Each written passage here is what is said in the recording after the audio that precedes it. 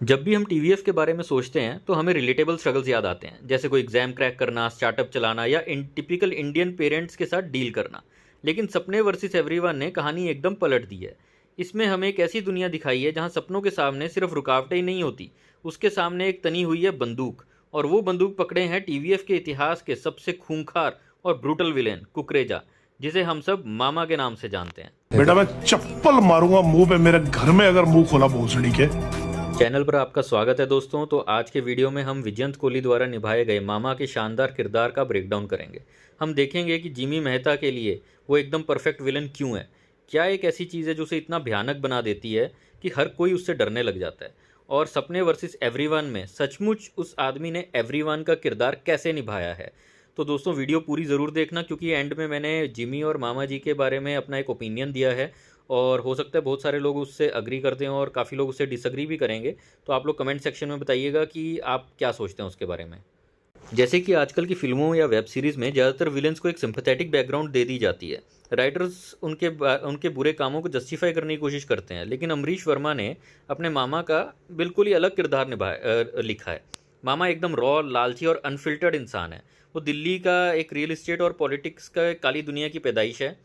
वो एक अच्छा इंसान होने का नाटक नहीं करता, चाहे वो अपना खौफ बनाने के लिए किसी को थप्पड़ मार दे या सिस्टम का गलत फ़ायदा उठाना हो, या उसके ये सब उसकी बॉडी लैंग्वेज से उसकी घमंड झलकती है। विजय कोहली ने हर एक सीन में अपनी जान फूंक दी है। मतलब उसने अपने एक रीसेंट इंटरव्यू में कहा भी था कि उसने अभी तक ना बड़े ही प्यारे से रोल किए थे। तो जब अमरीश वर्मा ने उनको ये रोल के बारे में बताया तो पहले वो कंफ्यूज थे कि यार ये रोल मैं कर भी पाऊंगा कि नहीं।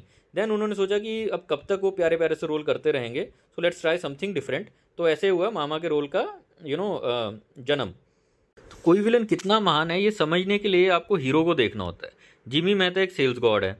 उसका मकसद बदला लेना है, ये सच है। और बदला लेना अभी क्यों है, बेसिकली इसके बारे में हम एंड में बात करेंगे, है ना। लेकिन उसके हथियार क्या हैं जिमी के?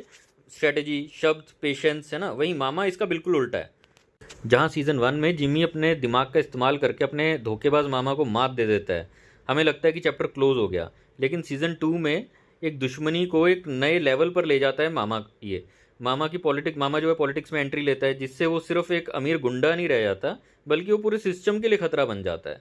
वो और ज़्यादा एग्रेसिव हो गया है और वो अब जिम्मी को मतलब जान से ही मार देना चाहता है।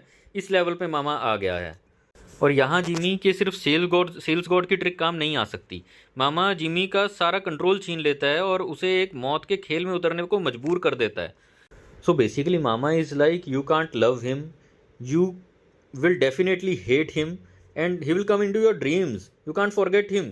सो बेसिकली इस शो का नाम है सपने वर्सेस एवरीवन, जहाँ प्रशांत की कहानी में एवरीवन का मतलब है समाज की उम्मीदें, गरीबी, प्रिविलेज, नेपोटिज्म और गलत। वहीं जिमी की कहानी में एवरीवन का मतलब सीधा सीधा एक खतरनाक इंसान मामा।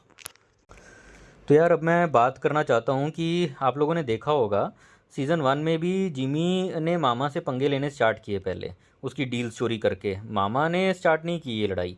और इनफैक्ट मामा तो ये बोल रहा था कि तुम बाप बेटा जियो मरो भाड़ में जाओ, मुझे कोई फ़र्क नहीं पड़ता है। तुम बाप बेटा गृह प्रवेश करो, गृह कलेश करो, मरो।